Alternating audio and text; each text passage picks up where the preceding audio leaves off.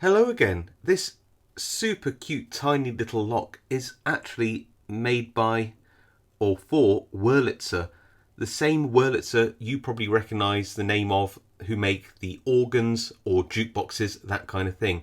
And I believe they're still around as a company. I'd imagine this came off a jukebox or similar, so that people can't just access the insides of it. So there'd be a key somewhere on the jukebox to make sure it remains secure.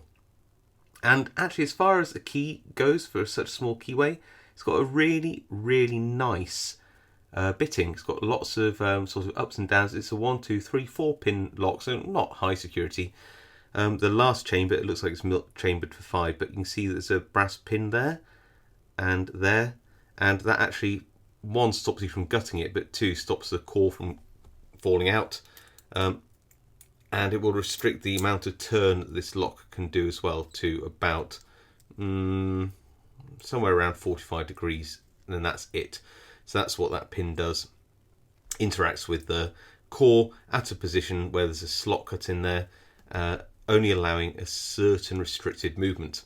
Does mean we can't gut it, but that doesn't matter. Just have a look at that lovely bitting again, and we'll throw that in a vise and get picking.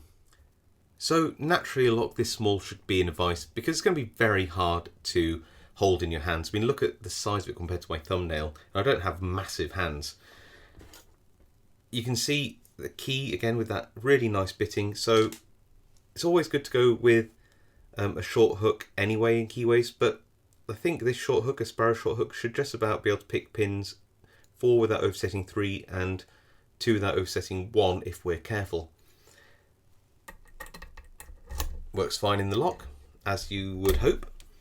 Possibly keyway tension, I think, because even though I can probably wiggle this pick around the warding, I don't think I need to. I'm going to pick off the right hand warding ledge there. Put the pick in, then apply tension. And try and get, so pin 4 spine, trying to get above it, right on the pin, a nice positive click. Drag back, I think pin 1's now binding. Just a nice little click off that.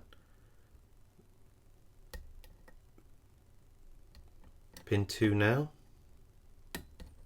There we go. Which leaves probably pin 3. And we've got it. And there we are, open. But that's not where it ends. Now, just look at the key for a minute and then look at a bow guitar. I thought, you know what? Most pickers would these days go for something like a bow guitar. And I reckon that probably will lead to a nice raked opening. And yes, I've got the key so I can make that educated guess, but it's not unlikely to just pick a bow guitar out of your pack and give a small lock like this a rake anyway. So let's give it a go. Make sure it's all locked back up. Good. Put that in at an angle, of course, so not straight up like this, but at an angle like that, and give it a go. And we're open already. So yes, even though this bitting is quite challenging for such a small lock with such a small keyway, and it's good bitting as well with its ups and downs. If you did get lucky with choosing a bow guitar as your raking tool, you'd probably be in there pretty quickly.